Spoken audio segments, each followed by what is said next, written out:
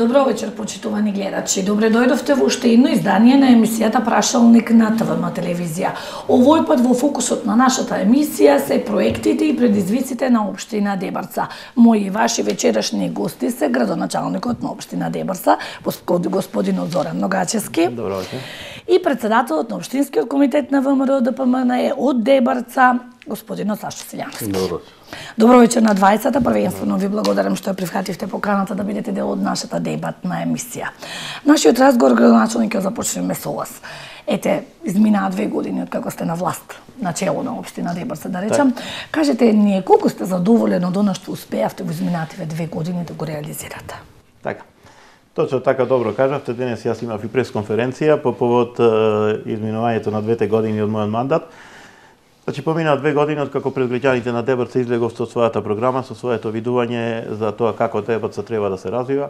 И секако дека 2 години е, можам да кажам, еден доволен период во кој можеме да сумираме што сме оствариле, односно кои проекти сме ги реализирале во изминатиот период и секако сме го трасирале патот на идниот развој на општина Дебарца, односно акцентот беше ставен на подобрување на квалитетот на живот на граѓаните и еден одржлив развој на општина Дебарца. Мислам дека ако сумирам, јас на денешната пресконференција кажав и во кои проекти побитни беа реализирани. Да, ги наброиме подоцна кои се тие капитални проекти кои што сакате да ги издвоите. Можам да кажам дека сепак лично сум задоволен од она што во изминативе 2 години го постигнаме и од сето она што го поставиме како основа за наредниот 2-годишен период. Така. Господине Силјановски, колку вие како опозиција сте задоволни од владењето на постои за да критикува власта и да биде коректно на власта, инаку нема смисла да биде опозиција. Прашањето треба да се упати до јавноста, до жителите на општина Дебарца, тие се тие што го даваат конечниот одговор, тоа ќе видиме на следните избори. Добро, градоначалник, колку сте вие задоволни од функционирањето на комплетно локалната самоуправа и на Советот на општина Дебарца како едно важно тело на општината? Јас можам секако да кажам дека секогаш може подобро од она што сме го постигнали и од начинот на функционирањето и практицирањето на локалната власт. Во однос на функционирањето на органите на општината, тука значи покрај градоначалникот значаен и битен орган на општината е секако Советот на општината, бидејќи тој е репрезент на интересите на граѓаните, односно самите граѓани се преку советниците се представени во самиот Совет на општината и токму Советот е тој кој ја креира генерално политиката на локалната власт, а градоначалникот е точно тој онај извршен орган. Јас и на денешната пресконференцијата го потенцирав дека изразив благодарност до Советот, до членовите на Советот, независно од политичката провиненција. Во главном сите советници ги барем во изминатиот 2-годишен период ги поддржаа сите оние крупни капитални проекти кои што се од интерес на граѓаните на општина Дебарца и не сме имале некои такви недоразбирања, освен нормално оние политички, партиски одредени за одредени сегменти, меѓутоа генерално сум ја имал поддршката од Советот во изминатите 2 години. Така. Силјановски, вие како опозиција ја следите работата и на локалната самоуправа, колку сте вие задоволни од функционирањето на Советот? Ние како конструктивна опозиција секогаш сме на страната на жителите на општина Дебарца. Сите точки што доаѓаат на дневен ред и сите што се од интерес за жителите на општина Дебарца ги поддржуваме и ти ги поддржуваме во иднина. И тоа е таа конструктивност од наша страна и што мислам дека ќе да му лесниме работа на градоначалникот, затоа што општина Дебарца е голема општина, но сиромашна по буџет и по сите тие работи. Мислам дека не е коректно да има пречки од страна на опозицијата и од страна на советниците. Така. Ајде Ногачевски да ни кажете колку вработени има општина Дебарца и колку вие во овие изминати 2 години вработивте нови луѓе? Во општина Дебарца има 24 привремени вработувања.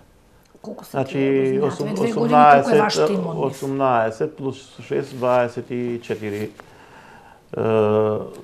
18 се мислам вработени како административни Редовно. службеници редовно Така. и 6 се како привремени вработувања, затоа што треба да ги имаме во први тоа кога јас дојдов како градоначелник, јас дојдов однатре од општинската администрација и со слободи тука место како раководител на оделение за инспекцијски работи. Исто така еден од вработените кој што беше раководител на оделението за правни работи назначен за секретар. Еден ни замина во пензија, така да тука се ослободи одреден број на работни места и тие лица се моментално ангажирани преку Агенцијата за привремени вработувања во изминатава година и пол.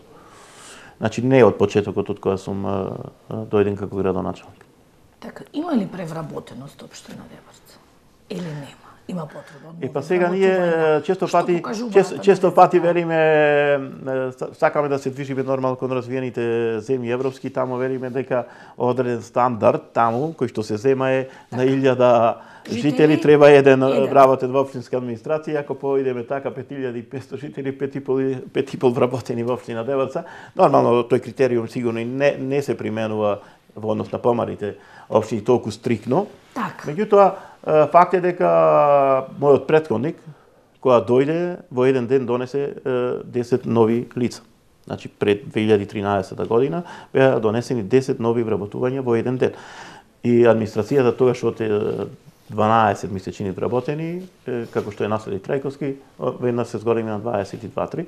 Може би таа бројка од 23-4 може би преголема според тие европски стандарди, бидејќи сепак има одредени работи кои што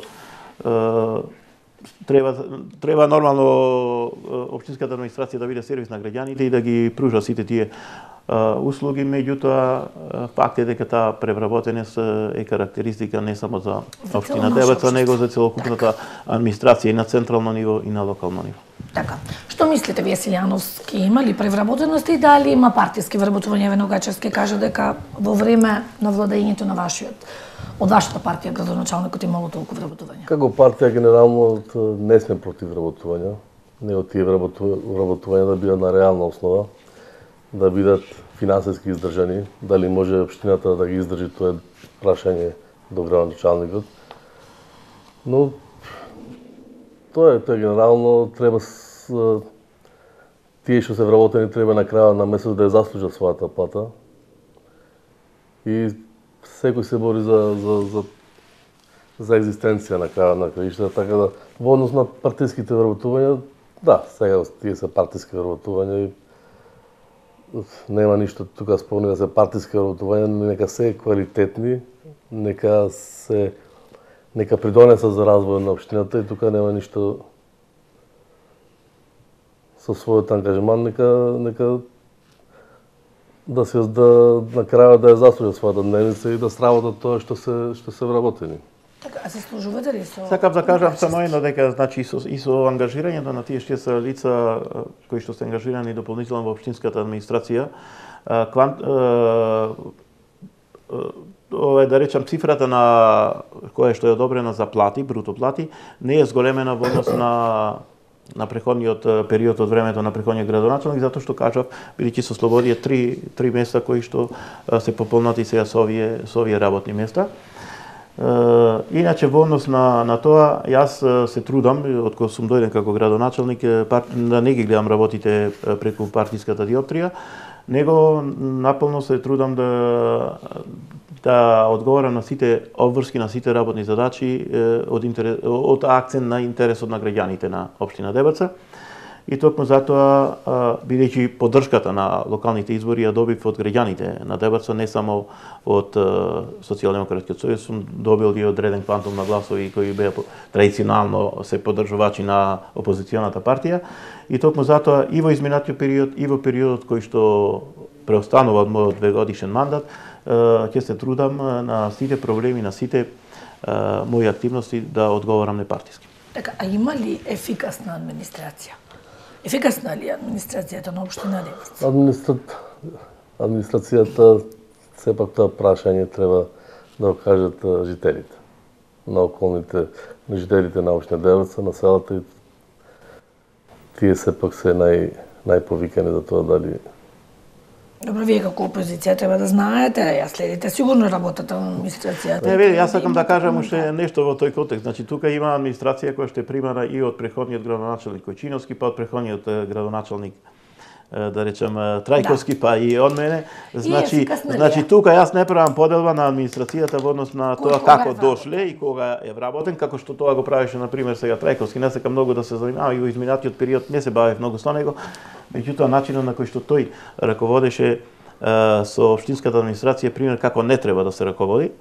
Значи со реваншизам и со такво постапување како што тој постапуваше, значи целокупната администрација тоа може да се праша администрацијата, каков е мојот однос во однос на администрацијата, меѓутоа а каков е пак колку е ефикасна, колку ги извршува своите задачи општинската администрација, тоа секако ќе го кажат граѓаните.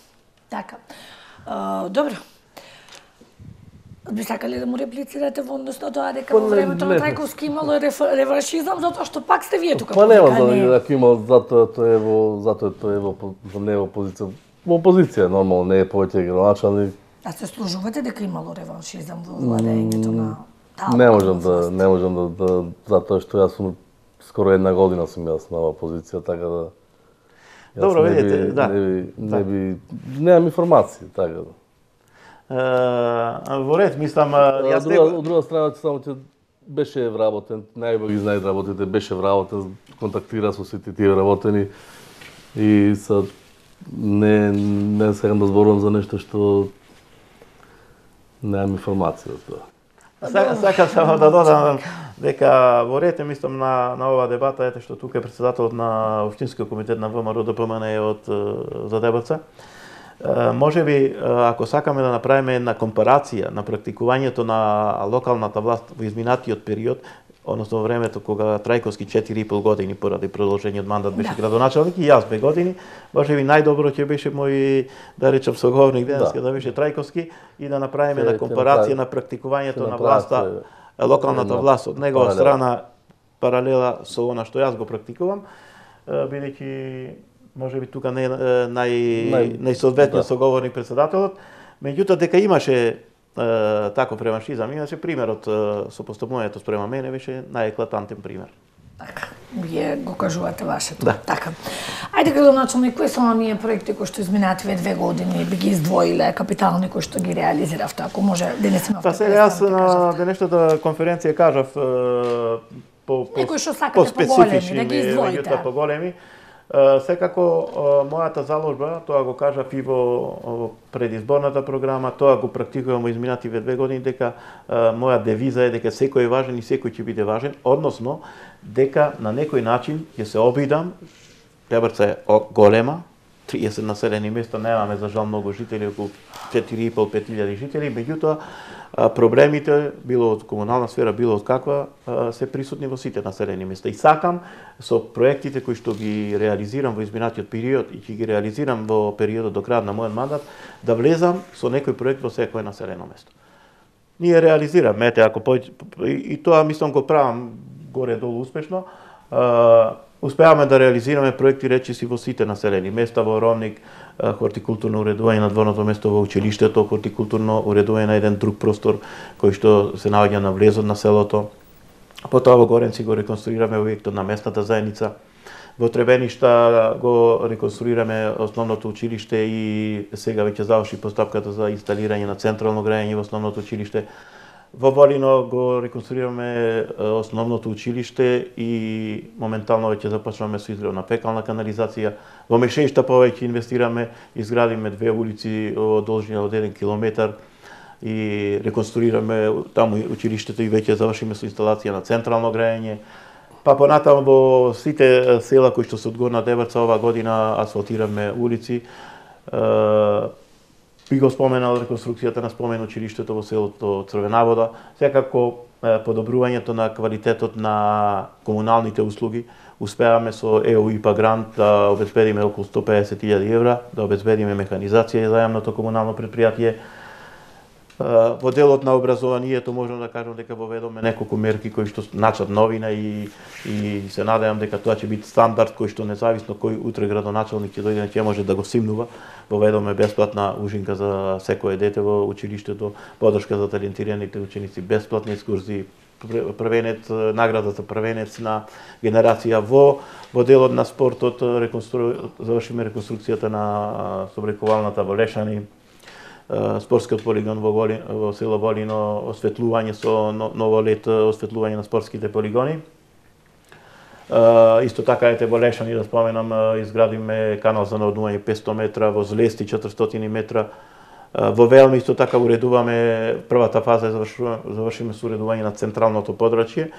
Сега веќе започна втората фаза, околу 2 милиона таму инвестираме.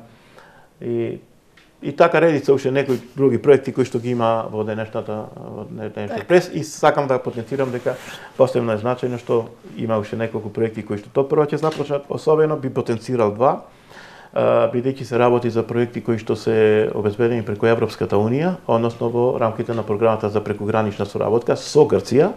Во рамките на тој проект околу 200.000 евра се обезбедени за реконструкција на еден објект во центарот на село Белчишта и негова пренамена во изложбен центар на флората на Белчишкото блато. А исто така во рамките на прекуграничната соработка со Албанија добиме заедно со партнерот Црвен крст од Охрид добиме уште еден проект. Во рамките на тој проект ќе биде реконструирано старата училишна зграда во Брешан и пренамената во планинарски дом и едно возило за спасителна служба ќе биде обезбедено. Значи, тоа се дел од тие проекти, има уште некои помали. Што сакавте да ги издвоите. Некои што така не дојде да се на памет. Така. Силјановски, што мислите вие за овие проекти? Задоволни ли сте со ова све што го наброја, да речеме, градоначалникот? Дали сме задоволни? Ние секогаш како опозиција, секогаш се стремиме кон повеќе и повеќе. Убаво е што се отварат овие теми како инфраструктура, како канализација, водовод, да завршиме еднаш со тие прашања. 30 години Дебреца се занимава со канализација и водовод, со асфалтирање патишта. Време се свртиме кон други работи, тоа е инвестиции, отварање на работни места, економија, стандард. Да не гледат, да гледат младите перспектива во Дебреца, да не дојдеме до ситуација да видиме како Мариово. И тоа е све. Тоа секој проект е добар за Дебреца. Концептот, ние како партија концептот го градиме по инаква основа. Така да ќе имаме прилика и ние како со програмата да ја прикажеме, да ја представиме пред тоа да стане некој надпред по програми по кои повеќе ќе донесе за добро за жителите на Дебреца, и тоа е тоа што Дебреца треба да се движи во тој правец. И Дебреца треба да се стреми кон тие стандарди, а све друго во однос на општината се тековни работи околу општинските згради, општинските установи. Ние поинаков концепт имаме поинаква визија, поинаква идеја, ние сакаме стратегија долгорочна за Дебреца, не од денес за утре, од избори до избори. И тоа е, се надам дека жителите ќе увидат кој концепт, и тој концепт треба да одлучат кој концепт ќе поведи. А тоа сепак е на крајот кој ќе собериме целово, тоа останува на нив и тие да се одлучат како треба да се развива општина Дебреца. Сметате ли дека е успешен градоначалникот со сите овие проекти од 2 години? Дали секоја работа на опозицијата е да критикува, да биде коректор на власта, и тоа е тоа што не велите има проекти. Никоја опозиција нема да каже. Малку ли е?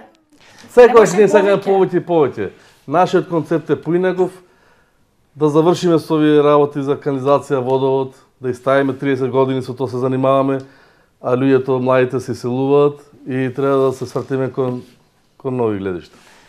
Само една мала реплика во однос на она што кажа председател на место мојот соговорник, во однос на гледање на развојот не од денеска за утре, не од еден изборен циклус до друг, него стратешки. Токму од таа заложба, јас појдов од една сосема една друга идеја дека Дебреца вака како што ја затекнаме, дека треба да се развива во една друга насока. Насоката на ДБЦ е да се искористат нејзините компаративни предности, да се искористи нејзиното извонредно природно богатство, нејзиното културно богатство. Значи, ние зборуваме дека ДБЦ е дел од светското природно и културно наследство заштитено од УНЕСКО. Значи, ДБЦ има такви предуслови за развој, кои што, за жал, во изминатите периоди наназад не били искористени. И тука треба да се гледа развојот на земјоделството, развојот на руралниот развој, развојот на руралниот туризам, производство на органска храна и заштитено, реков, природно и културно наследство. И од тие рамки, ние јас во изминатиот период завршив постапки и усвоени се неколку стратешки документи кои што го дефинираат развојот на ДБЦ во наредните 6, 7 и 10 години. Значи, независно дали јас после 2 години ќе идам градоначелник, средниот градоначелник треба да ги следи тие стратешки документи. Само да потенцирам, донесен е интегриран план за локален развој на општината, донесен е локален еколошки акционен план, донесена е стратегија за енергетска ефикасност на општината и во моментов во завршна фаза изработка физибилити студија за модернизација на јавното осветлување. Значи, тие стратешки документи го дефинираат правецот, насоките каде ДБЦ понатаму треба да се развива во наредниот период. Сакате да реплицирате, Силјановски? Па не, да имаме други теми, па ќе се надоврзаме. Во ред. Декември е месец кога се крои буџетот за 2020 година. Градоначалник, каков буџет скроевте? Имате ли развоен буџет, каков е буџетот на општина Дејбарца? На што најмногу ќе ги посветите финансиите? Кажав дека ние во моментов работиме на докомплетирање на буџетот во наредната недела, во текот нова недела ќе одржиме состанок и со местните заедници, уште еднаш да ги консултирам во однос не само на изработката на буџетот, него и на годишните програми за развој на општината во сите сегменти каде што надлежност има општината. Секако дека бидејќи моја заложба беше од почеток и тоа го покажуваат и анализите. Јас отидов на драстично намалување на сите непродуктивни трошења.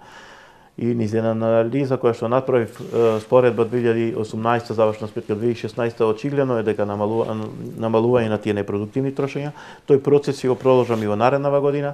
Повеќе средства да има за граѓаните, за поврат, да ги вратиме назад парите кај граѓаните и нормално да реализираме одредени капитални инвестиции кои што треба да се направат во наредната година. Секако тука треба да имаме поддршката и на централната власт, која што најави неколку клучни, да речем, проекти, односно обезбедување на средства за локални патишта и улици, водоводи, канализации. Она што рече председател точно е дека ние се уште и по 30 години зборуваме за инфраструктура, меѓутоа за жал состојбите ни се такви. Најнапред, за да обезбедиме еден успешен локален економски развој, прво треба да имаме добра инфраструктура, треба да имаме завршен процес на урбанизација и после тоа секој кој што е заинтересиран, да речем потенцијален инвеститор би дошол да вложи без овие претходни предуслови, тешко некој дека би се нафатил да дојде. Така. Имате ли вие некакви забелешки во однос на кроењето на буџетот? Мислам дека тој до 31.12 треба да се донесе. Да. Мала критика до градоначалникот. Мислам дека немаме уште не е поставен, не е свикана седница на совет. Не знам која ќе се свика или ако грешам, нека ме исправи.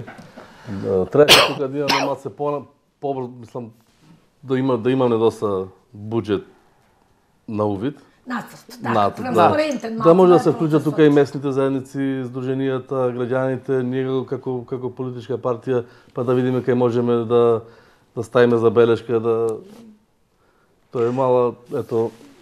Добро, не знам која ќе на совет. Статутарната обврска вели дека 10 дена, значи најмалку 10 дена пред одржување на седницата, буџетот треба да биде објавен и исто предлог буџетот и доставен до советниците. Јас се надевам дека за ден-два тоа ќе биде сторено и ќе биде запазена барем таа статутарна одредба. Меѓутоа, често пати креирањето на буџетот не зависи само и од нас, зависи од централната власт, одредени износи кои што треба да бидат предвидени и вклопени во буџетот ги дефинира и централната власт и понекогаш има и такви застои. Па ево, ние очекуваме да биде што побрзо ставено на дневен ред, да можеме навремено да интервенираме во тоа. Тоа е тоа. Ќе видиме како ќе се одвиваат работите. Еден од главните предизвици речици на секоја општина денес градоначалник е урбанизацијата и сами ја споменавте урбанизацијата. Каква е состојбата на полето на урбанизацијата во општина Деврца? Точно е дека она што кажува, значи тоа е кондиционон sine qua non, бидејќи неопходен услов да речем за локален економски развој. Не можеме да зборуваме ние за развој на општината ако немаме завршен процес на урбанизација. За жал, тој процес многу тешко оди. Односно, уште од 2013 година се започнати постапки за донесување на урбанистички планови, кои што на 10, на 11 и плюс некои други, 3-4 се под една друга програма веќе 2014 отпочнати, и се уште не се дозавршени. Дел се завршени, останува уште 3-4 населени места да ги дозавршиме. Јас се надевам дека до пролет целиот тој процес на донесување на тие урбанистички плански документации, било да се работи за урбанистички планови за село, било за општи акти, ќе биде завршен и ќе биде заокружен, што е, мислам, значаен импулс за понатамошниот развој на општината. Така, што мислите вие, Силјановски, на полето каква е? За еден развој на една општина потребни се урбанистички планови, тоа не знам дошто досега не е тоа направено, за да може да се планира инвестиции во било која сфера, треба да се знае каде, што и како. Тоа е заедно за тоа е што побрзо се донесе и во овој мандат да е забрза таа работа со урбанистичките планови, ќе е добро затоа што секоја наредна локална власт, без разлика која е на власт, ќе може да и планира тие инвестиции на основа на урбанистички планови. Вака немаме никаква стратегија за тоа. Затоа предлог е да што побрзо се завршат тие работи, колку што може тој во овие 2 години, па после наредниот мора така да функционира Деврца, за да имаме успех. А крајниот успех е да имаме просперитетна општина кај што младите ќе гледаат да си најдат интересот тука. Само сакам да се донадовршам. Рековте 2013 почнати уште не е донесен. Тука проблемот дел лежи во самата законска регулатива. Законот е така скроен да при донесување на урбанистички планови за село, например за едно село Црвена Вода таму или Турје, и за донесување на урбанистички планови на урбана целина, да речем, урбана средина, истите одредби важат и доста е сложена таа постапка. Јас неколку пати мислам има апелирано и поднесувано преку ЗИЛЦ одредени забелешки во однос на таа законска регулатива да се измени, односно да се намали таа сложеност на постапката, барем кога се работи за донесување на урбанистички планови за рурални средини. Мислам дека веќе владата има изготвено, гледав еден предлог текст на закон за просторно урбанистичко планирање, каде што ќе се воведе по една флексибилна постапка, да можат општините со седиште во село да можат многу полесно и побрзо да ги усвојат тие урбанистички планови. Така. Пред да поминеме на тема туризам во општина Деврца, јас предлагам да погледнеме реклами.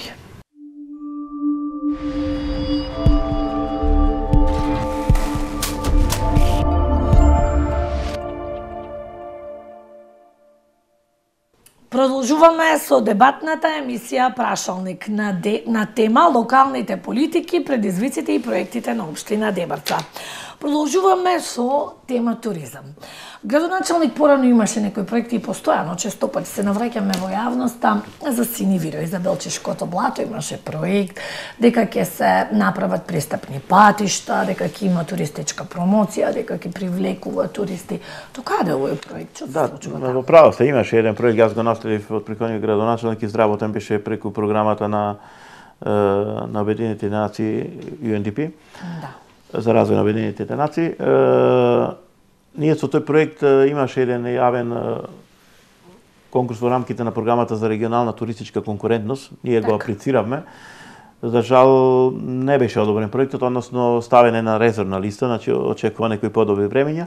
Меѓутоа, она што го кажав претходно е тоа дека е значаен проект и овој во рамките на прекограничната соработка со Грција, каде што ќе биде, покрај што ќе бидат извршени одредени истражувања на флората на Белчишкото блато, ќе биде изработена на Android апликација за Белчишкото блато и на крајот она што реков ќе биде реконструиран тој објект во село Белчишта и ќе биде пренаменет во своевиден музеј, да речем инфоцентар за Белчишкото блато, е значаен проект и се надевам дека овај проект кој што вие го спомнавте ќе биде понатаму на дополнение на тој, а исто така во однос на делот на Белчишкото блато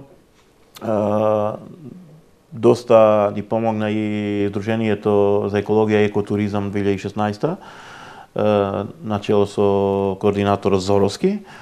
Тие спроведуваат веќе 2 години соред таму одредени проекти и веќе внесени се одредени туристички содржини на Белчишкото блато, летниковци, една кула таму за посматрање на птици. Ама патот е таму проблем. Така ние многу со проектот кој што беше, е предвидено, со овој проектот вие што спомнавте, е предвидено тие 5 километри, таа обиколница околу блатото од село Белчиште до село Ново село да биде тампонирана. Значи, тоа ќе биде наша заложба, тоа мораме да го направиме, бидејќи ако го отвориме тој инфоцентар за Белчишкото блато, покрај тоа што туристите ќе можат да го видат тој инфоцентар, да можат да стигнат и до самото блато.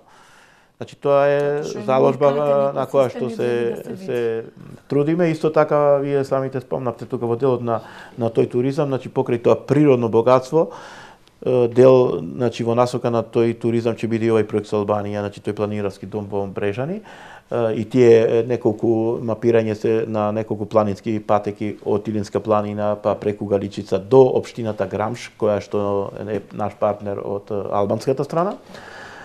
Сакам да потенцирам едно многу значаен сегмент за развој на туризмот во Дебрца и културното наследство, односно археолошкото наследство. Токму затоа јас во изминатите 2 години спроведов 2 проекти.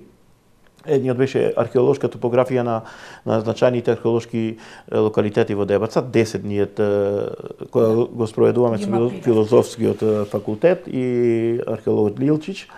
Мапираме 10 такви, а оваа година се концентрираме на најзначајниот археолошки локалитет во Дебрца, Требенишкото каре и Требенишката некропола. И мојата заложба и се надевам дека ќе успеам до крајот на мандатот да го реконструирам објектот старата училишна зграда, односно стариот дом задружен во село Требениште и тој да биде своевиден дом на археолошкото наследство на Дебрца, каде што ќе бидат изложени реплики и од сите археолошки откритија не само од Требенишкото каре, него од цела Дебрца. И на тој начин ние во Дебрца да понудиме на вистина одредени дестинации кои што ќе бидат магнет, односно ќе бидат едно привлекување на туристите, бидејќи знаеме дека туристите денеска, тие странските туристи тоа го бараат. Така. И таку таа насока ќе треба да оди таа туристичка понуда на Дебрца во наредниот период. Така. Силјановски, што мислите вие за Белчишкото блато? Нема пристапен пат, а станува збор за еден уникатен екосистем. Дебрца е општина која има голем потенцијал за туризам. Добро што Белчишко блато се отвора како тема и треба да се заокружи тој проект. Ние тука ќе додадеме и верскиот туризам. Ние тука ќе додадеме и многу други содржини, да направиме целокупен, целодневен настан за групите. Јас имам прилика и преку лето имам прилика да соработувам и со холандски, со полски туристи, знам како размислуваат, знам што им треба и мислам дека од тој поглед Дебрца многу може да направи од тој поглед, затоа што едно лабуништа и едно Октиси се многу напред пред Дебрца, тоа мислам дека не треба тоа да се докаде дошто и на ова прашање ќе поставам едно прашање зошто досега се чека 30 години или 20 години се чека во овој поглед, ништо не е направено. Сега се актуализира и мислам дека е крајно време за Дебрца да се престане со тие препокувања, да се зафатиме за работа. Да се зафатиме со сите тие сфери што можат да допринесат за доброто на Дебрца.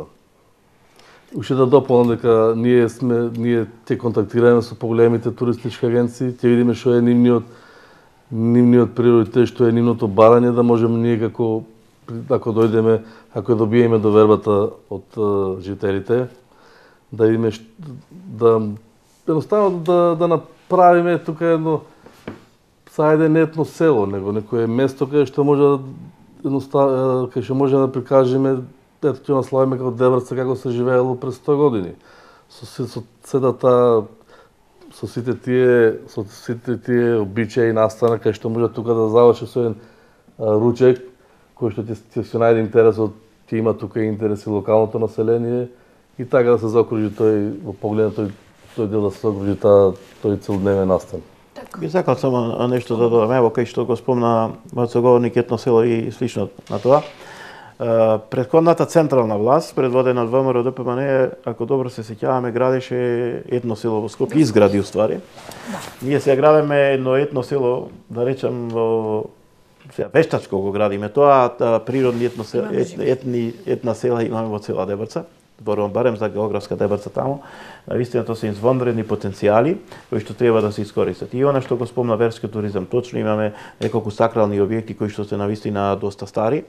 И посебно значајно е што ние оваа година за прв пат по иницијатива на едно здружение на граѓани Прв до врв од Скопје организираме прва велосипедска тура на дестинација од село Годиве. Тргнаме, тоа беше во септември, на 15 септември, тргнаме од село Годиве па преку Слава и планина Караарман, должина 45 километри. Тоа ова година беше, да речем, пионерски чекор. Се надевам дека од наредната година уште повеќе тоа ќе го испромовираме. Треба да ја промовираме Дебрца како дестинација на органска храна, односно и на традиционалните јадења. Ние затоа имаме ѓумнезијадата, имаме интернационалната ликовна колонија која што ова години на нас беше малку запоставена. Јас ова година се обидов, односно со давање на повеќе финансиски средства да го вратам тој стар сјај на ова колонија.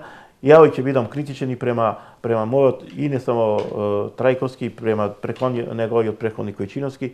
Навистина ми е жал што се потрошило доста време од нивните мандати, а на овај план, развој на тој туризам на општина Дебрца не беше ништо направено и јас сега почнувам буквално од почеток. Така. Имаше градоначалник некои најави за изградба на хотели на Слатинско езеро. Значи некако новинари често пати одевме и ќе снимевме и ќе кажеа дека има, но во тој урбанистички план можеби се уште и не е ни донесен, и тоа се зборуваше дека го има зацртано. Во тек етап постапка за донесување се уште на тој урбанистички план, тука ќе бидат вклопени неколку туристички содржини. Проблемот со Слатинско езеро се уште не е решен, морам да кажам. Сега тука ингеренциите јас како локална самоуправа ги немам, бидејќи тоа се ингеренции на централната власт, односно на водостопанство.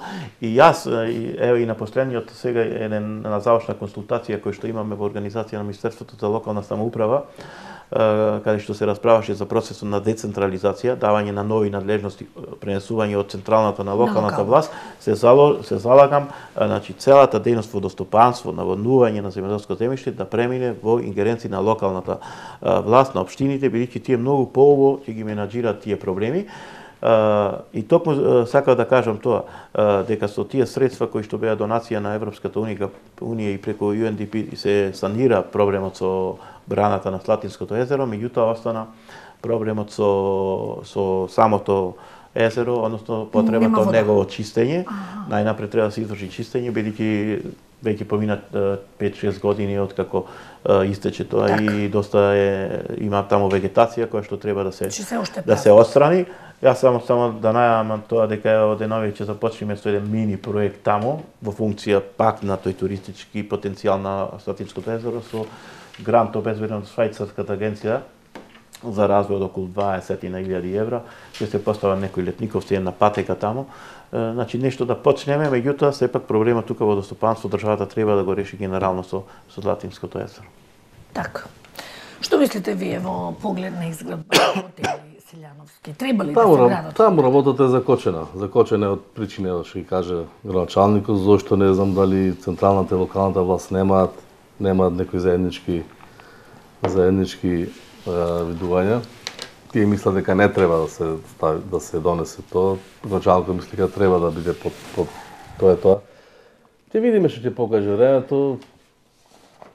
Хотели на Слатинско езеро би сакал да се изградат. Би сакал некој да дојде да се најде интересот таму. сега во догледно време не верувам дека тоа ќе се направи, тоа е голема работа. Но ето. Така. Градоначалник, сами споменавте дека руралниот алтернативниот туризам денес е навистина нешто што зема посебен замав. Дали вие како општина имавте идеја да им помогнете на вашите жители да аплицираат за проекти, па за преадаптација на нивните селски куќи, да речеме, во мини хотелчина, како да кажам, приватни. Преку тие ИПАР програмата. Да, значи има вика такви пари, но вика никој не знае да ги искористи. Дали општината би им помогнала да се најди начин како да се едуцираат граѓаните да може да аплицираат? Точно, ние на неколку пати во организација на општината од страна на представници на Агенцијата за рурален развој и на Министерството за земјоделство одржани се едукативни сесии, инфосесии за тоа како треба да се подготви таа апликација и кои средства стојат на располагање. Меѓутоа, немам повратен податок дали колку сега на последниот повик аплицира за таа намена. Сепак Курајца е добар пример за тоа. Да, јас често пати пак ќе видам на некој начин и критичен и самокритичен. Недозволиво е општина Дебрца со онаква територија од 424 км2 да нема ниту еден ресторан прво или една таква едно куќа или слично каде што ќе се понуди сместување за гостите и сето тоа, а патувам на овај дел према Ресен, таму во Куратица, во Завој слушам дека има не сум ја посетил, значи мораме да направиме таков Опеница, да, значи мораме да направиме таков напор барем за почеток една таква да има каде што туристот кој што ќе дојде покрај тие тури што ќе ги направи било велосипедска тура, било посета на археолошките локалитети на Белчишкото блато, на крајот да престојува 3, 4 и 5 дена да престојува во природата, да ужива. Таа стварно навистина недопрена природа. И Дебрца тука треба пак да речам да ја гради целата таа стратегија за развој. Така, што мислите вие, Силјановски? Добро, за 30 години стагнација на Дебрца во една од причините зашто Дебрца стагнира, затоа што нема идеи, нема визија, нема стратегија. Ние пак ќе се надам на тоа прашање на Сини Вирови.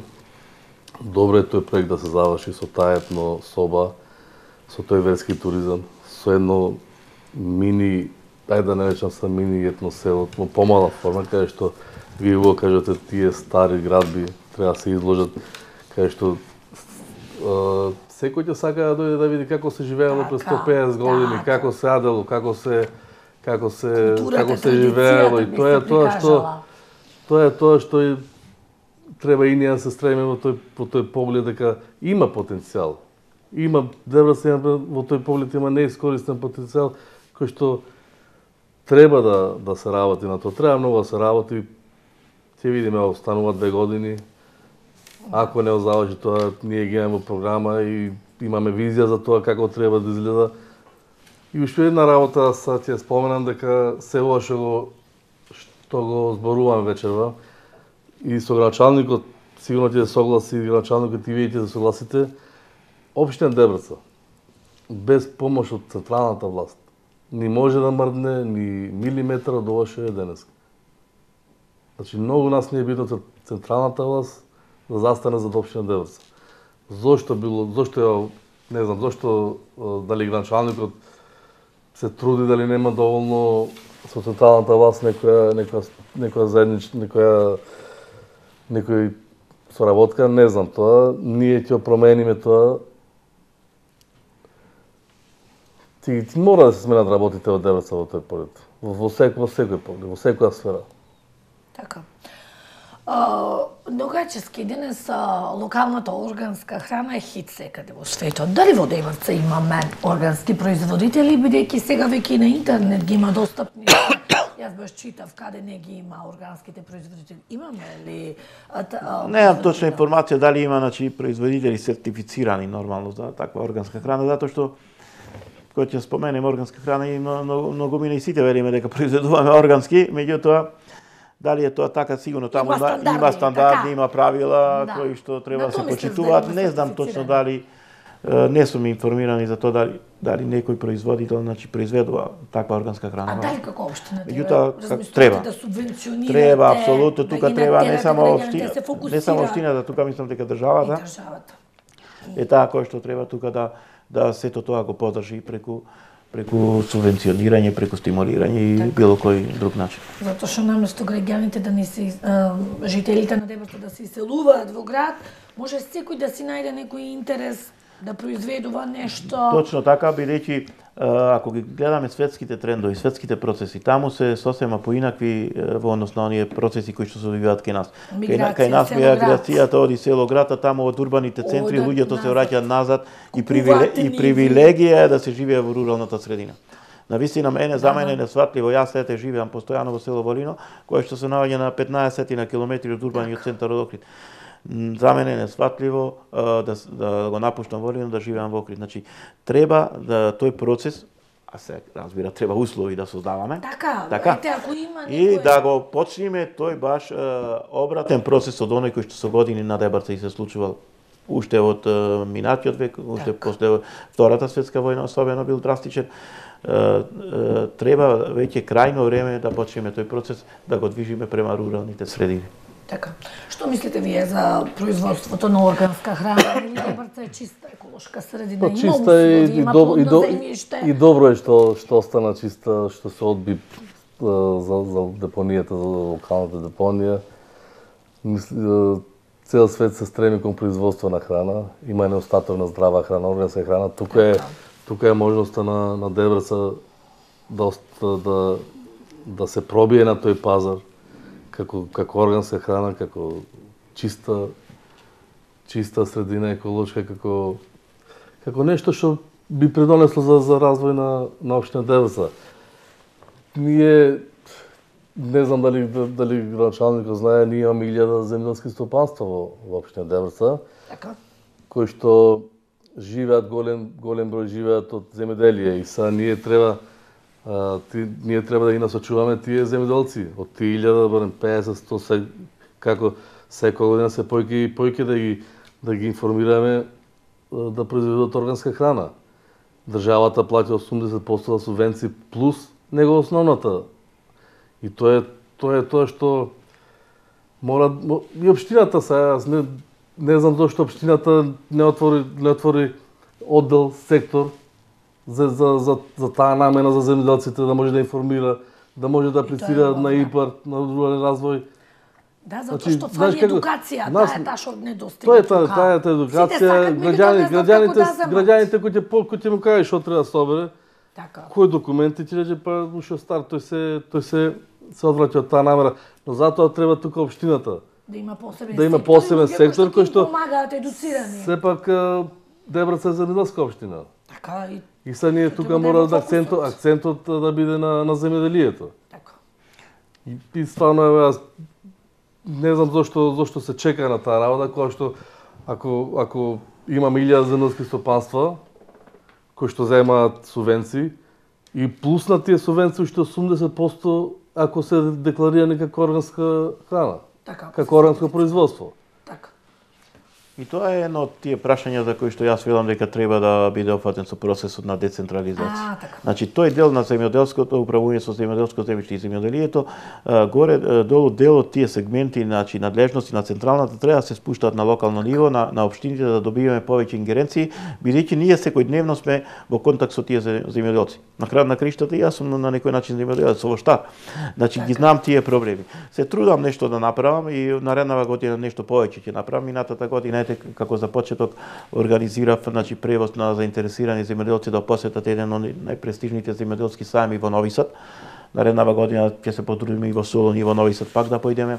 Исто така ќе спроведеме еден проект на сметка на општината да се извршат педолошки анализи на земјиштето, да видат земјоделците какви се карактеристики на почвата, какви агротехнички мерки тука треба да применуваат, макар што и ова дел се и надлежности и на центрите за развој на земјоделието кои што треба да ги преземаат. Јас често следам примери, гледам од соседните земји, посебно од Србија, таму навистина извонредно се развиени тие служби за едукација, помош на земјоделците и тука ние треба да одиме и на крајот покрај таа едукација многу е битно и значајно, тоа поаѓам и од самиот себе си, да работиме мало и менталитетот на земјоделски производител да го смениме, бидејќи нашиот земјоделски производител многу тешко го прифаќа некако новото, станува на тоа конвенционално производство.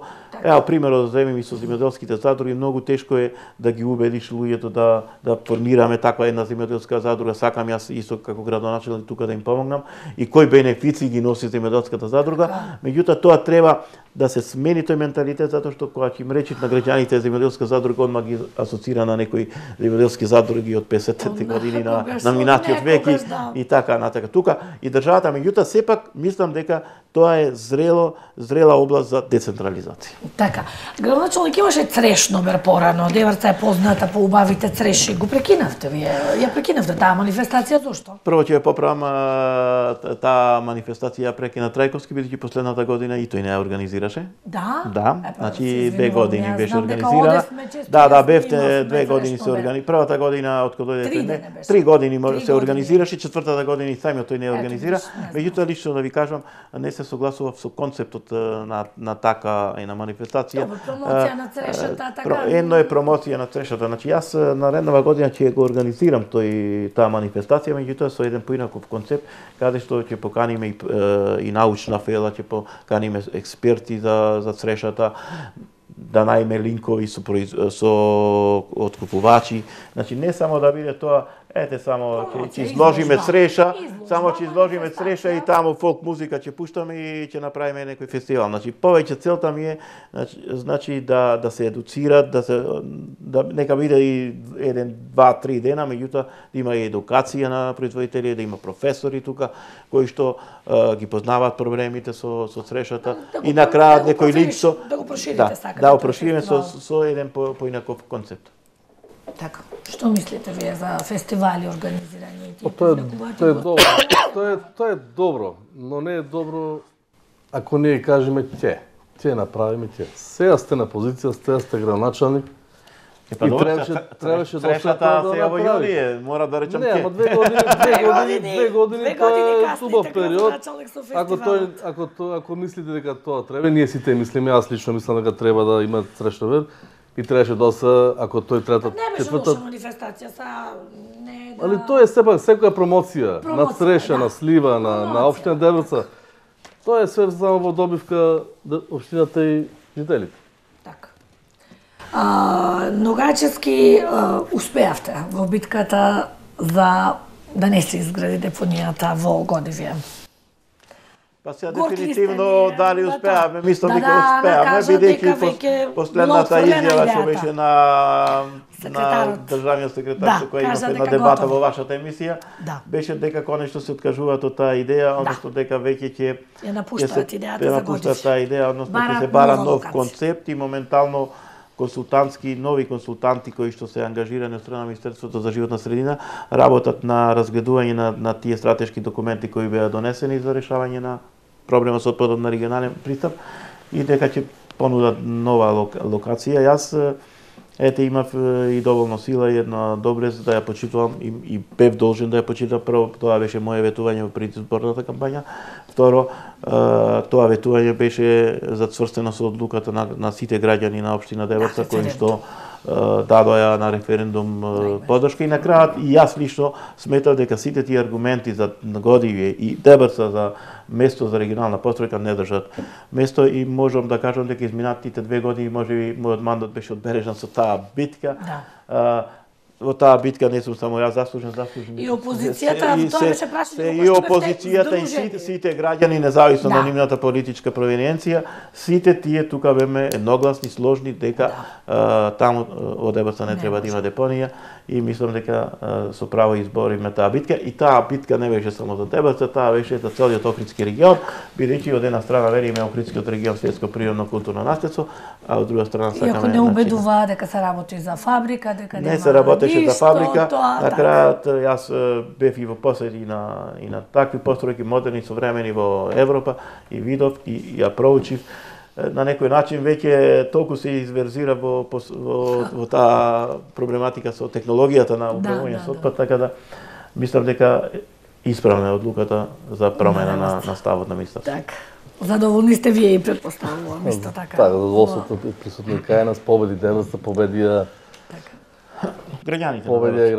граѓаните, победи опозицијата и позицијата заедно и само така може Дебрца доди напред, заедно сплотени, како што беше во таа битка за депонира, така и во секоја друга сфера. Така. Градоначалник, работите ли на привлекување на инвеститори во општина Дебрца? Имате ли таква програма, насочени ли сте кон привлекување на фабрики? Има ли фабрики? Вака се, јас во мојата предизборна програма на едно место имав напишано ќе се трудиме да отвориме на зона за локален економски развој или популарно индустријски зони. Меѓутоа, веднаш да ви кажам, после првата година кога и видов сите состојби, се откажав од таа идеја. Прво затоа што ние на таква индустријска зона имаме веќе на границата на општина Дебрца, тоа е ова што се води како Тирзов струга. Значи тука е доволно таа да дојдат инвеститори за отворање на индустријски капацитети кои што би ги абсорбирале и граѓаните на Дебрца на некој начин. Меѓутоа, нашата заложба сепак ние имаме 2-3 локации во Мешеишта веќе се урбанизирани по 5000 две локации поточно по 5000 метри квадратни кои што можеме да ги пододиме. Сум разговарал во изминативе 2 години со неколку потенцијални инвеститори, меѓутоа биле информирани, запознати со целата процедура. За сега повратно нема некоја активност на тој план. Акцентот сепак ние треба да го бараме.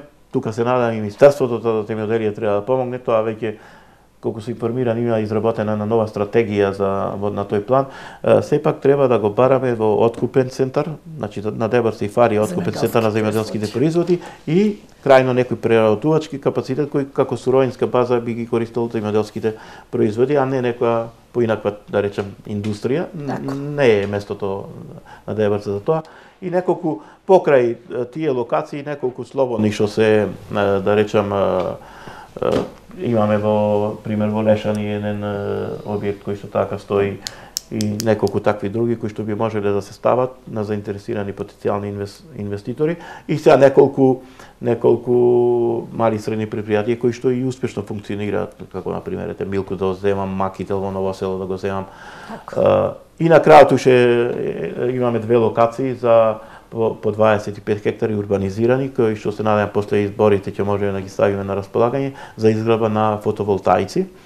Инвеститори за фотоволтаици за производство на електрична енергија со искористување на овие обновливи извори на сонцето во конкретно. Така. А има ли плантажи за одгледување марихуана? Има моментално почнато Милкус и во Ровник има изнајмено еден објект за таква мала плантажа, меѓутоа таа нема профункционира, мислам дека веќе од Милкус работи. Така. Следовски, што мислите вие за привлекување на инвестиции во општина Дебрца? Како да се донесат инвеститори, на кое поле? Па ние како НАПЕО партијата работиме, правиме стратегија и нашиот приоритет ќе оставиме на земјоделието, инвестиции во земјоделие. Ние, началникот е тука, се познае, имаме регион со сливи, регион со цреши. Јаболката Мешеишта, лозето Мешеишта. Тука ни треба една винарија, еден откупен центар. Ставаме на началникот говете откупниот центар, ќе видиме дали ќе го оствари тоа ветување. Винаријата докаде, исто така докаде претходниот градоначалник имаше изграден проект, докаде се инвеститори, дали имате побарано некој инвеститор. Тоа е тоа. Во Лешани имаме комплекс, поранеше немо, него мора да проработи. Тие запуштени објекти мора да проработат. Тука цело село или пола село или од околните села тука работа екзистира. Се е тоа руина. Мора тоа да работи. Имаме производство на компир. Ќе бараме инвестиција во поглед на производство на компјутер. Значи имаме инвестиции. Ќе работиме на тој план. Ќе работиме на тој план на инвестиции. Имаме тука местна индустрија. Дали ќе пробаме да најдеме некој инвеститор кој ќе најде интересот во местната индустрија, млечна индустрија, дрвна индустрија. Значи ние претходно реков дека ние работиме стратешки. Ние имаме визија и концепт. Што е потенцијалот во Дебрца и тоа ние ќе го искористиме. Колку ќе успееме, ќе пробаме, мислам дека имаме капацитет, знаеме како треба. Ако имаме доверба, ќе покажеме што знаеме. Така. Градоначалник, ајде, стигнавме на крајот емисијата. Ајде, за крај кажете ни каде ја гледате општина Дебрца до крајот на вашиот мандат? Каква општина? Па сега секако дека ќе продолжиме со ова темпо за инвестирање и во делот на инфраструктурата, и во делот на локалниот економски развој, руралниот туризам и нормално сите оние други споредни содржини, култура, спорт, образование. Јас се надевам дека за 2 години ќе видам малку барем поразвиена, барем ако ништо друго сега да не видам претенциозни дека луѓето ќе нагаднат да се враќаат во Дебрца, барем горе-долу да спречиме тој процес на заминување на луѓето од Дебрца и нормално со подобрена инфраструктура, со поголема социјална сигурност и се надевам дека ќе дојде и некоја инвестиција, барем колку толку дел од тие граѓани кои што се невработени да бидат работени. Иначе и во наредниот период, значи како изминатите 2 години, ќе продолжите со проектите. Ќе продолжам со проектите и што ви останува така поголемо од програмата што планирате да го реализирате? Има неколку, се надевам, неколку локални патишта кои што треба да бидат завршени и фекалните канализации ни се повеќе проблем. И секако еден од поголемите проблеми кои што ни се јавува барем во еден дел ова година и во Дебрца горе, со недостигот на доволно количини на вода во летниот период. Тука се и ние, самите граѓаните, малку сме виновни што и нерационално ја трошиме водата, на питка вода водата за пиење. Се надевам дека и тие проблеми горе-долу ќе успееме да ги изменаџираме. Не значи дека се ќе решиме. Ние ќе се трудиме што е можно повеќе да решиме. Така. Јас се надевам дека тука и опозицијата во Советот ќе ми помогне, ако не, и со критика нека ми помогне, бидејќи некогаш и критиката е добре дојдена, бидејќи кој работи и греши, сигурно дека нивните забелешки ќе бидат прифатени и да се поправиме и да се исправиме. Битно е дека и во наредниот период ќе продолжам да ја практикувам власта подеднакво према сите граѓани, независно од која политичка партија доаѓаат, бидејќи сепак јас сум градоначелник на сите граѓани на Дебрца и морам таа агенда да ја спроведам до крај. Така. Сијановски, што мислите вие? Ние ја гледаме Дебрца многу подалеку, не гледаме од избори до избори. Работиме на тоа поле, само јас ќе направам на споредба. Ако Ресен ги има болкото, ако Битола ја има Пелагонија и житниците, ако Прилеп има мермер и тутун, ако Кавадарци, Тиквешкиот регион има лозјето, ако продолжиме кон ниво запад, ранограндарски производи, мора ние да имаме што ни е тоа во Дебрца, што ни е потребно. И јас ќе иницирам тоа да биде горниот дел, каде што стварно таму работите се малце покомплицирани, тоа да биде производство на лешник. Да тој дел, таа горна Дебрца стане производител, регионален производител на лешник,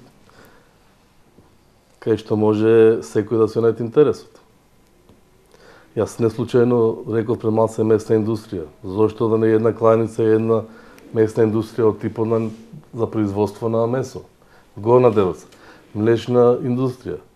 Ево се и граначалникот е малце повозрастен од мене, знае колку крај имаше во Лино и колку има сега. Значи, ние млечната индустрија мора да вратиме назад. Дрвната индустрија. Имаме прекрасни шуми. Зошто да не најде некој да не најде интерес тука да вложи?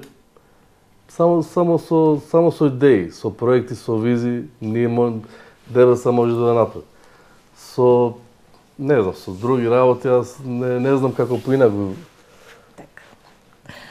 Ви благодарам на двајцата за учеството во нашата емисија. Благодарам. Ви благодариме, осам покана. Ке дискутираме повторно, се надевам во некоја друга емисија. Почитувани гледачи, вам ви благодарам на вниманието. Се гледаме повторно за 2 седмици во истиот термин. Довидување.